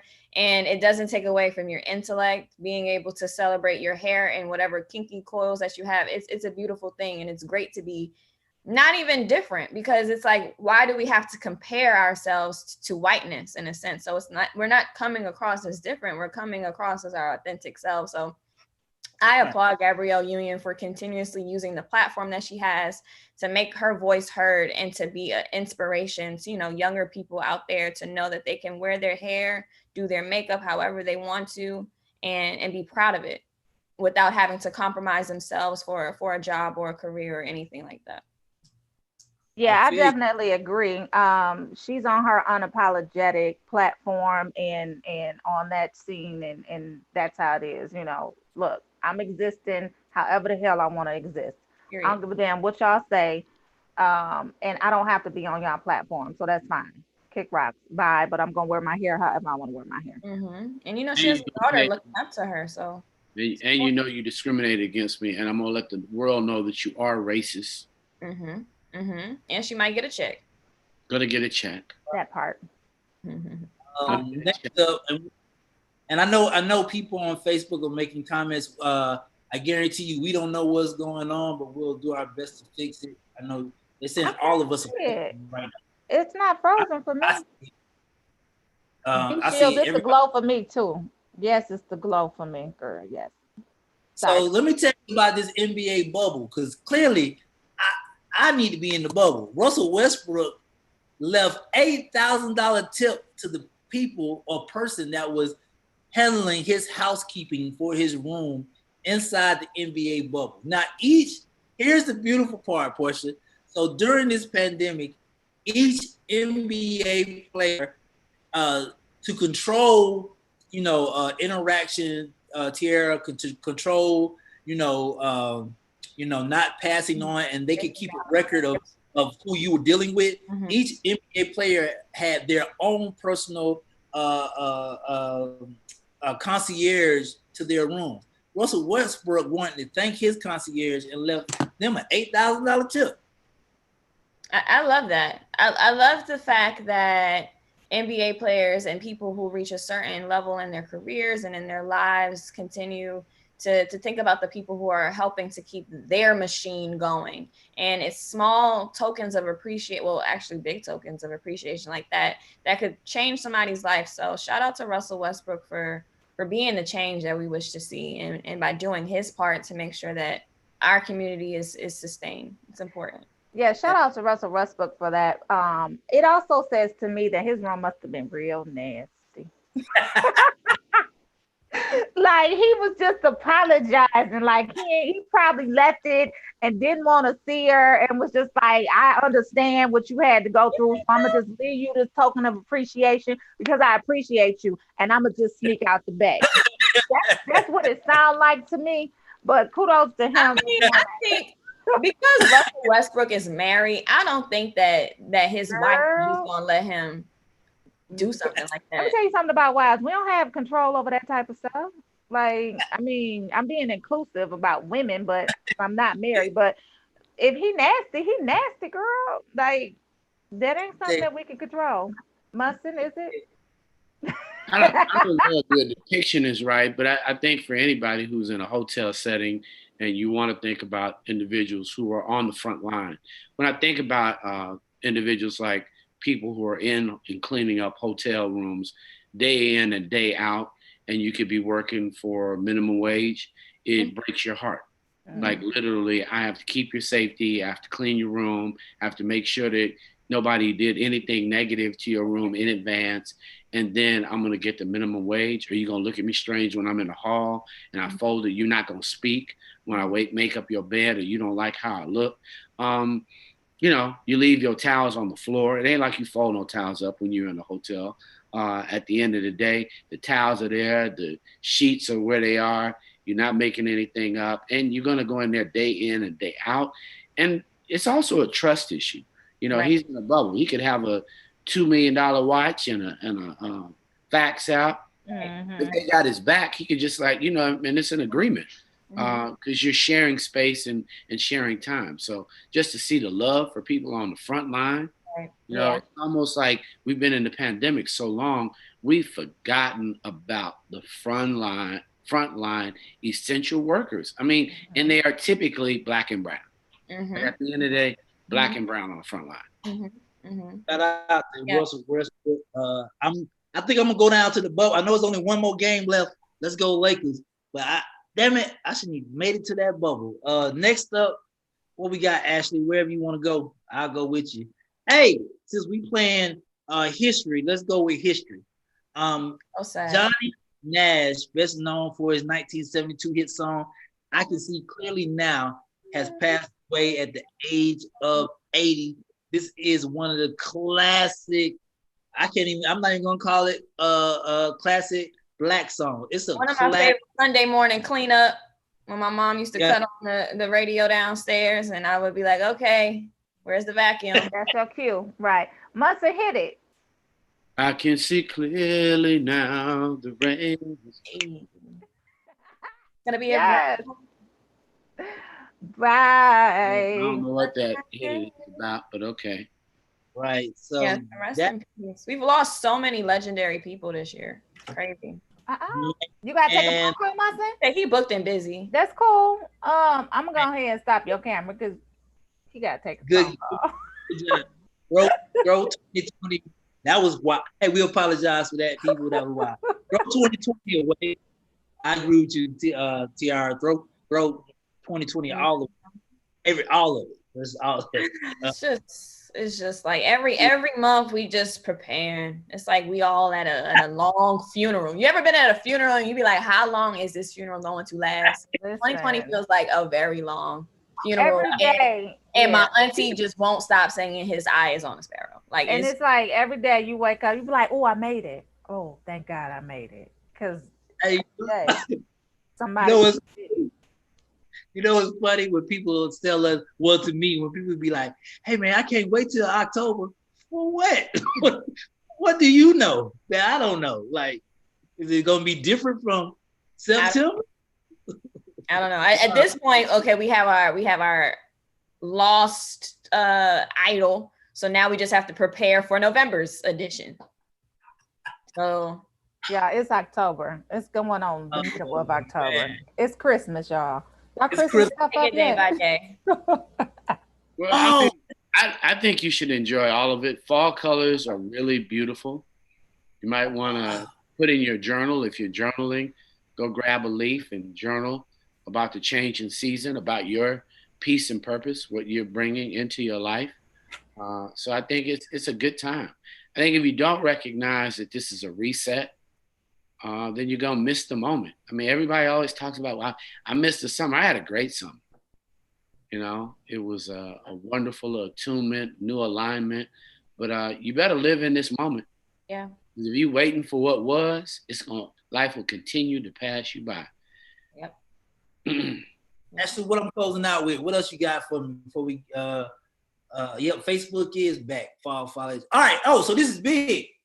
And shout out to my good people over at HBO Max. HBO is developing a period drama piece surrounding the launch of magazine in the post-civil rights era. It's supposed to be a series. It's supposed to be a one-off series. I don't know if you guys are familiar with your Fargos or your FX series. They create these one-off series where there's like 9 to 12 episodes. So HBO is doing a 9 to 12 episodes about Essence, and I think this is freaking awesome. So I'm really curious how they're gonna position this around that era and period in time. I love how we're living in a society now. I think a lot of times people used to stray away from talking about politics and political affiliations. And as I've gotten older, I feel like everything about life is political. So to see, Essence and the platform that it represents for Black women and the community as a whole about uplifting and the economy and positive things in our community, and to see how it was born, during such a political time, and it still remains a political outlet. I think it's important, and I'm looking forward to that. Yeah, I would be curious to see how they tell the story. Is it going to be a docudrama? Is it going to be fictionalized in any way? Because, even when they came out with Self-Made, which was, I believe, done in an excellent way. A lot of people had stuff to say about it being, it's not factual and this and that. So I would just be curious as to see how they portray the story and tell the story. I'm definitely tuning in for it. I can't wait to see what the history entails about the magazine, because it is one of the pillars in our society, Black culture, one of the pillars in our Black culture, and it's been around forever. Like And last, rolling out. and last but not least, Kanye West is mad. What else is new? But let me tell you why he's mad. He's mad because he didn't get the position, ladies and gentlemen. Nope. I want to introduce y'all to June Ambrose, who I plan on having on rolling out next week. She is the new creative director of Puma. Yes, Puma put a black woman as the new creative director. They didn't go with Kanye West, and Kanye West apparently is not happy that a black woman got the position. He's upset. I think he's mad that a black woman got the position. I just think that he's mad that he didn't. But yeah, I think that Kanye too often he talks about uplifting the community and how he's this strong Christian now, but a lot of the things that he tweets about is very self-centered and self-oriented. It's when he cares about politics, when he's running for president, and he cares about fashion when he's doing something. It's like, you're already working with Adidas. You have Yeezy in this Adidas collaboration. You've worked with Louis Vuitton. You've worked with Nike. June Ambrose has put in so much time into the game. She's a master of her craft, and she's very deserving of this. So if anything, he should be paying homage to the fact that June Ambrose got this gig, especially because they were all a part of the Roc Nation family at one point. Mm-hmm. Right? I think his disconnect, before I move on to her accolades, like you just said, I think his disconnect is he's been campaigning it. According to him, I've been campaigning for Puma for a year. Well, brother, it's just a part of his narcissistic nature, and it also goes back to the conversation of acknowledging the mental health aspect of who you are and how do you know. Like, I think he's a person who sometimes acknowledges that he has mental health challenges, and then he comes back and forgets that he acknowledged that he had mental health challenges. So I don't know how you know if you got mental health challenges. I really need somebody to come on and tell me, how do you know as a person that you got mental health challenges? And not to throw shade, but to throw shade. Have you seen your design, brother? I'm just saying. His designs fly off the shelf, though. I like Kanye's work. I just think that he's trying to be the master of too many things, and he's not going to uplift the community if he's the only one uplifted. That's not how it works. The new shoe, TR. The new shoes. I do like them. I like the slides a lot. Those slides. Hey, his products fly off the shelves. They are not. Are we doing a free Kanye commercial? Is that what this is? Because I don't care. I mean, at the end of is that how you feel? I just don't care. Wearing it. At the end of the day, it was about June and her accomplishments, and then you slip into that slippery slope where you got a person who's even. I'm good. Let's talk about June. Let's talk about June. Big up to June. Big up to June. Very deserving. Mm-hmm. Very deserving. No introduction. I love the talk show, live show that she does with her daughter. She's been doing it throughout the whole pandemic, and she's been having a lot of different guests. So I love June and just her platform. She's so creative. She takes so many risks in fashion and design. And I think that her Puma release is going to be even bigger and better than what Kanye could do anyway. Good. We can chop positive thoughts of the day. Let's start with Miss Berry. My positive thought of the day is really just about gratitude. I think I've been waking up every morning really, really grateful. As I mentioned yesterday, I've been reading the book, The 4 Agreements, and it's helping me to feel aligned and trying to do things that's in my light. So I think that when you get an attitude of gratitude, your world really does change. So I encourage everybody to find something today that they're thankful for. I love that. Pass the ball, though. So I'm going to pass the ball. I'm going to pass the ball to you. Oh, how grateful am I that you passed the ball to me. Thank you. No, I do love that. Every time, just how much time do we have? Every time my kids complain, I always have them thank God for 3 things right there on the spot. So I love just acknowledging what you're grateful for and quickly, right? So my positive thought of the day is that success leaves clues. And so you guys, in order to be successful, follow the clues, follow the gingerbread trail, follow the success clues, and we'll become successful. So today's success clue is go out and vote. Period. Follow it. vote. I'm passing the ball to Romeo. Nothing is more important than your mental. I'm telling everybody from this day forward to the end of this year, wake up every day and mentally set yourself first. You are important first. Your mental state is important first. Before you even get to everybody else in the day, make sure that you're happy first and go vote. Passing it to Munson Steve. Hey, thanks, Romeo. For everybody, our HBCU, be sure to go and check it out. We got a virtual homecoming. For all those who are tuning in tonight, nothing new under the sun. Really exciting time. Got Miss Cora Masters-Berry. They've got a great show tonight. And for all of you out there are lots of agreements. We're going to have Miss Berry share a couple of those agreements with you tomorrow so that you can get that. If you have, we've got a whole book, crew, and clue for you to check out on Friday. So tune in. For all of you who've spoken out, Iris Baker, to all those, Shirley Carter, we love you, love you, love you. For those tuning in just now, share it with a friend. And of course, what we want to say today is believe in yourself and love yourself first. No matter what you do, take a clue that you need to love yourself first. Get some exercise, some fresh air, and if nothing else, feed yourself healthy thoughts and food. Healthy thoughts and food. This is Rolling Out AM, Wake Up Call with Portia Monique, Tiara Shea Berry, and Romeo Vote International. We love you guys. We'll see you tomorrow. This is Rolling Out AM. Have a great day. Have a great day. See y'all tomorrow. We watching the debate tonight, y'all. Tune in. I gotta end the show. So we watching the debate tonight.